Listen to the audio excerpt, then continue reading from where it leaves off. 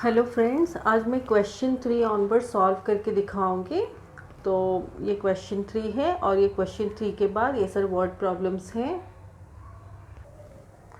तो क्वेश्चन 3 में दिया गया है कि right the following expressions in words. तो x + 5 इसको हम लोग लिखेंगे 5 मोर देन x, ऐसे लिखेंगे क्योंकि हमारे पास ऑलरेडी x है। देखिए उसमें हम लोग 5 ऐड किए हैं, तो हम लोग 5 मोर देन x लिख सकते हैं और 5 एडेड टू x ऐसे भी लिख सकते हैं। x है उसके साथ हम लोग 5 ऐड किए, तो 5 एडेड टू x लिख सकते हैं या 5 मोर देन x लिख सकते हैं और 5 added to a number x ऐसे भी लिख सकते हैं। तो 3 ऑप्शंस हैं, आपको जो भी कन्वीनियंट लगता है अब अकॉर्डिंगली उसको लिखिए। नेक्स्ट है y - 3, यानी कि हमारे पास ऑलरेडी y है, उससे हम लोग 3 कम कर रहे हैं या 3 कम कर रहे हैं, तो इसको लिखेंगे 3 लेस देन y ऐसे लिखेंगे। नेक्स्ट है 2/3x, 2/3 यानी कि 2/3 ऑफ x ऐसे लिखेंगे। 2/3x मतलब अगर 2/3 और x के बीच कोई भी सिंबल नहीं है तो इट्स अंडरस्टूड मल्टीप्लिकेशन का सिंबल है। तो 2/3 इंटू x, तो इसको हम लोग ऐसे लिखेंगे 2/3 ऑफ ए नंबर x ऐसे लिखेंगे हम लोग 2/3 of A number x। Next है 4z, तो यहाँ पर भी दोनों के बीच कोई सिंबल नहीं, इसका मतलब है कि मल्टीप्लिकेशन का सिंबल है, तो इसको हम लोग लिखेंगे 4 टाइम्स z ऐसे लिखेंगे। नेक्स्ट है x/y, यानी कि x divided by y, by मतलब डिवाइडेड, तो ये x डिवाइडेड बाय y है, इसको हम लोग लिखेंगे quotient of x/y, quotient of x/y ऐसे लिख सकते हैं और x divided by y। But generally हम लोग इसको इस वे में लिखते हैं, ऐसे बुक में भी दिया गया है, बट ऐसे भी आप लोग लिख सकते हैं, इसमें भी कोई गलती नहीं है। नेक्स्ट है 2a + 3b, तो इसका आंसर मुझे लगता है बुक में गलत दिया है, तो इसको हम लोग लिखेंगे कि 3 times b added to 2 times a, क्योंकि हमारे पास ऑलरेडी देखिए 2a है, तो उसमें हम लोग 3b यानी 3 इंटू b ऐड करते हैं या 3 टाइम्स b ऐड कर रहे हैं, तो इसको हम लोग लिखेंगे 3 times b added to 2 times a ऐसे लिख सकते हैं और ऐसे भी लिख सकते हैं thrice a number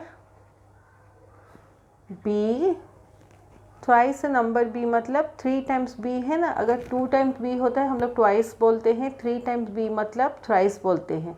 thrice a number b added to twice a number a, इसका मतलब है हमारे पास ऑलरेडी जो नंबर है वो ट्वाइस ए है, ट्वाइस मतलब 2 टाइम्स ए, जैसे 2a मतलब 2 इंटू ए, इसको 2 टाइम्स ए या ट्वाइस ए नंबर ए ऐसे बोलते हैं। तो thrice a number B, thrice मतलब 3 टाइम्स बी या 3b जो है उसको थ्राइस बोलते हैं। Thrice a number B added to twice a number A, तो 2 टाइम्स ए है उसके साथ हम लोग 3 टाइम्स बी को ऐड करते हैं, ऐसे हम लोग लिख सकते हैं। बुक में इसका आंसर दिया है twice a number a added to thrice a number b, तो इसका मतलब बन जाता है कि हमारे पास ऑलरेडी 3b है, उसके साथ हम लोग ट्वाइस ए नंबर यानी 2a को ऐड करते हैं। तो मुझे ये आंसर संभव रॉन्ग लगता है, आप लोग इसको इस वे में लिखिए, 3 times b added to 2 times a और thrice a number b added to twice a number a।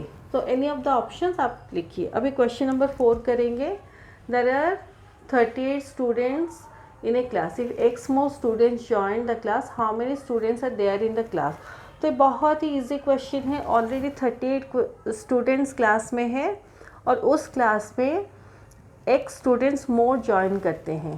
तो मान लीजिए 38 स्टूडेंट्स हैं और उस क्लास में सपोज़ 10 स्टूडेंट्स मोर ज्वाइन करते हैं, तो टोटल स्टूडेंट्स फिर हमारे 38 + 10 48 हो जाएंगे।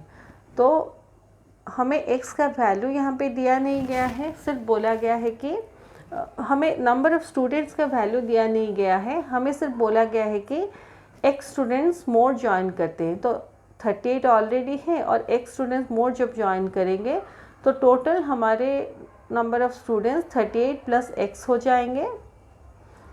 तो ये क्लास का स्ट्रेंथ न्यू स्ट्रेंथ हो जाएगा।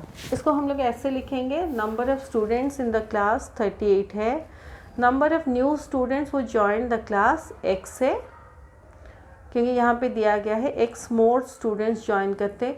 तो मोर मतलब आप ये समझिए कि हमें ऑलवेज ऐड करना है। तो 38 है, मोर जो है तो 38 + x हमें करना है। तो total number of students in the class now है 38 + x। यह हमें जैसे समझाई, अगर मान लीजिए 10 स्टूडेंट ज्वाइन करते हैं, न्यू स्ट्रेंथ 48 हो जाएगा। 5 ज्वाइन करते हैं तो न्यू स्ट्रेंथ 43 हो जाएगा। हमें पता नहीं है कितने स्टूडेंट ज्वाइन किए हैं, बस x दिया गया है, तो न्यू स्ट्रेंथ हमारा 38 + x हो जाएगा। तो total number of students in the class now equal to 38 + x। Last में लिखेंगे therefore total number of students in the class now is 38 + x, ऐसे लिखेंगे। इसको कोई स्टूडेंट अगर लिख देगा इसको x + 38 तो ये गलत होगा। इसका मीनिंग होगा ऑलरेडी x स्टूडेंट्स थे और 38 स्टूडेंट्स न्यू आए क्लास में, तो ये गलत हो जाएगा। तो इसका आंसर 38 + x ही होगा। इस चीज़ का आप लोग ध्यान रखिए। 3 sides of a triangle are x centimeter, y centimeter and z centimeter. Find the perimeter of the triangle. तो perimeter मतलब sum total of length of 3 sides। तो ये ट्रायंगल है, ये साइड x सेंटीमीटर है, ये साइड y सेंटीमीटर है। मैं इसका नेमिंग कर देती हूँ। तो AC है x सेंटीमीटर, AB है y सेंटीमीटर, BC है z सेंटीमीटर। तो पेरीमीटर ऑफ द ट्रायंगल मतलब तीनों साइड का टोटल लेंथ कितना है। तो ये x centimetre + y centimetre + z centimetre इसका टोटल लेंथ होगा। तो हम लोग इसको ऐसे लिखेंगे, लेंथ ऑफ, इसको फर्स्ट साइड लिखते हैं, first side equal to x centimetre. Starting हम लोग लेफ्ट से करेंगे क्योंकि हम लोग कोई भी एक साइड को लेके x सेंटीमीटर एज्यूम कर रहे हैं, इसलिए लेट यूज़ करेंगे। Let length of first side equal to x centimetre, length of second side equal to y centimetre, length of third side equal to z centimetre. ऐसे लिखेंगे। तो पेरीमीटर ऑफ द ट्रायंगल मतलब sum of lengths of the 3 sides, तो इसको ऐसे भी लिख सकते हैं हम लोग। तो ये हो जाएगा हमारे x centimetre plus y centimetre plus z centimetre, sum of length of the 3 sides equal to, centimetre यहाँ पे कॉमन है तो हम लोग x plus y plus z को ले सकते हैं ब्रैकेट में और सेंटीमीटर को बाहर कर सकते हैं। तो पेरीमीटर ऑफ द ट्रायंगल हमारा x plus y plus z centimetre होगा। तो लास्ट में लिखेंगे therefore perimeter of the triangle is x plus y plus z centimetre, ऐसे लिखेंगे हम लोग।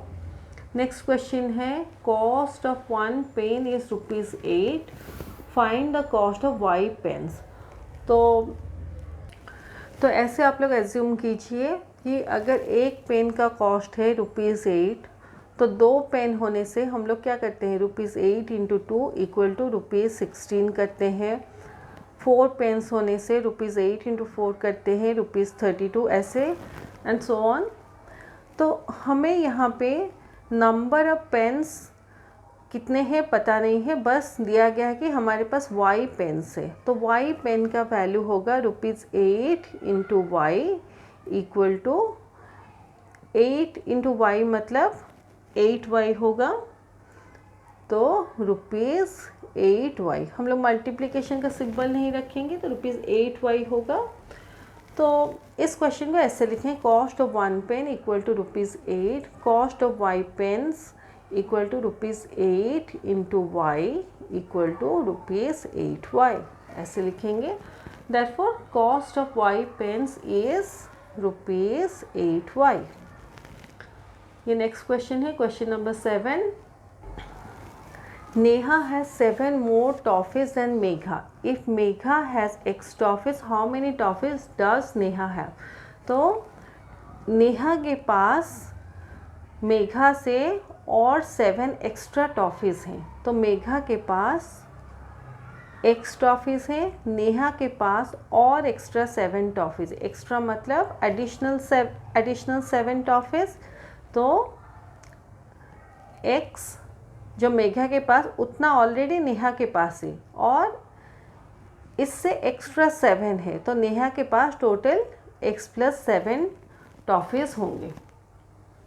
इसको हम लोग ऐसे लिखेंगे, number of toffees Megha has, x toffees दिया गया है x, number of toffees Neha has more than Megha, Neha के पास कितने एक्स्ट्रा टॉफ़ीज़ हैं मेघा से, तो ये 7 है।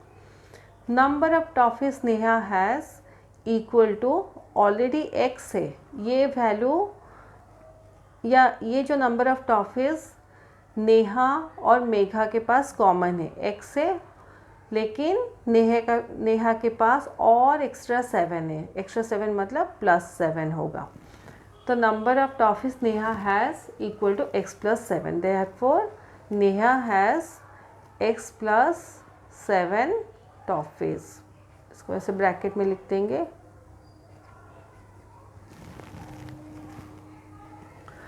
Anshul is Z years old. How old was he 3 years ago? मान लीजिए आपका प्रेजेंट एज अगर 13 है, ये प्रेजेंट एज 13 है, तो 3 years ago आपका एज होगा, 3 years ago आपका एज रहा होगा 13 माइनस 3 इक्वल टू 10 years, ऐसे। तो इसमें दिया गया है कि अंशुल का एज अभी प्रेजेंट एज Z years है।